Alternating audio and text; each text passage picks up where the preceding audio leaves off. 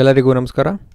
ಈ ವಿಡಿಯೋದಲ್ಲಿ ನಾನು ಬಿಸ್ನೆಸ್ ಲಾ ಈ ಸಬ್ಜೆಕ್ಟಲ್ಲಿ ಯಾವ್ಯಾವ ಥರ ಪ್ರಶ್ನೆಗಳನ್ನು ಕೇಳ್ತಾರೆ 15 ಮಾರ್ಕ್ಸಿಂದು ಅದ್ರ ಬಗ್ಗೆ ಮಾತಾಡ್ತೀನಿ. ಗುಲ್ಬರ್ಗಾ ಯೂನಿವರ್ಸಿಟಿಯವರಿಗೆ 5th ಸೆಮಿಸ್ಟರ್ಗೆ ಇರುತ್ತೆ ಬಿಸ್ನೆಸ್ ಲಾ ಅನ್ನೋ subject. Define contract, discuss its elements 15 ಮಾರ್ಕ್ಸಿಗೆ ಕೇಳಿದ್ದಾರೆ ನೋಡಿ. Define acceptance, explain the types of acceptance. Define offer, discuss the various types of offer. Discuss various aspects of misrepresentation. Discuss various aspects of undue influence. 15 ಮಾರ್ಕ್ಸಿಗೆ ಕೇಳಿರ್ತಕ್ಕಂಥ ಪ್ರಶ್ನೆಗಳು. Answer any 3 of the following. ಇದರಲ್ಲಿ ಯಾವುದಾದ್ರೂ 3 ಉತ್ತರಿಸಬೇಕಾಗ್ತದೆ ನಾವು.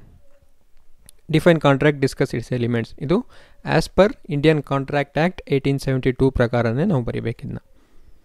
ಅದು ಭಾಳ ಮುಖ್ಯ ಇಲ್ಲಿ. ಆಕ್ಸೆಪ್ಟೆನ್ಸು, ಆಫರು ಇದ್ರ ಬಗ್ಗೆ ಎಲ್ಲ ಆ್ಯಸ್ ಪರ್ ಲಾ ಅಥವಾ ಆ್ಯಸ್ ಪರ್ ಆ್ಯಕ್ಟ್ ಏನಿದೆ ಆ ಥರನೇ ಬರೀಬೇಕು ನಾವು. ಅದು ಆಗ ನಮಗೆ ಫುಲ್ ಮಾರ್ಕ್ಸ್ ಸಿಗ್ತದೆ. ಇದು ಒಂದು ವರ್ಷದಲ್ಲಿ ಕೇಳಿರ್ತಕ್ಕಂಥ ಪ್ರಶ್ನೆ. ಮತ್ತೊಂದು ಕ್ವಶನ್ ಪೇಪರಿಂದ ನೋಡೋದಾದರೆ ಇದನ್ನು ನೋಡಿ. Define contract, discuss its elements. Define acceptance, explain the types of acceptance. Discuss the acts of coercion, features and elements of coercion ಕೇಳಿದ್ದಾರೆ. Who is a minor, discuss the minor's agreement ಕೇಳಿದ್ದಾರೆ. Discuss various aspects of undue influence ಇವಿಷ್ಟನ್ನು ಕೇಳಿದ್ದಾರೆ. ಅಂದರೆ ಇದನ್ನು ನೋಡ್ಕೊಂಡ್ರೆ ನಿಮಗೆ ಯಾವುದ್ಯಾವುದು ಮುಖ್ಯ ಅನ್ನೋದು ಅರ್ಥ ಆಗುತ್ತೆ. ಅದರ ಮೇಲೆ ನೀವು ಜಾಸ್ತಿ ಫೋಕಸ್ ಮಾಡಿದರೆ ಎಕ್ಸಾಮಲ್ಲಿ ಈಸಿಯಾಗಿ ಸ್ಕೋರ್ ಮಾಡ್ಬೋದು. ಹಾಗೆ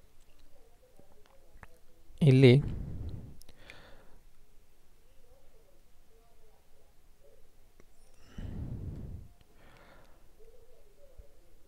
ನೋಡ್ಕೊಳ್ಳಿ. Explain the difference between void contracts and voidable contracts.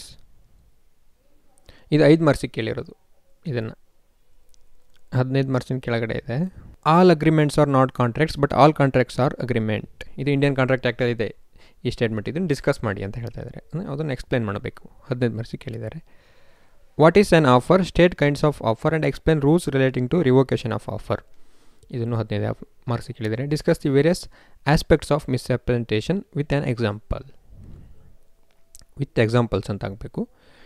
With an example ಅಥವಾ ವಿತ್ ಎಕ್ಸಾಂಪಲ್ಸ್ ಆ ಥರ.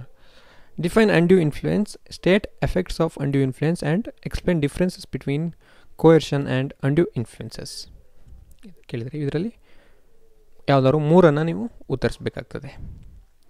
ಹೀಗಿರುತ್ತೆ. ಈ ಥರ ನಿಮಗೆ ಇದನ್ನು ನೋಡ್ಕೊಂಡ್ರೆ ಯಾವುದು ಇಂಪಾರ್ಟೆಂಟು ಅಂತ ಅರ್ಥ ಆಗ್ಬಿಡುತ್ತೆ.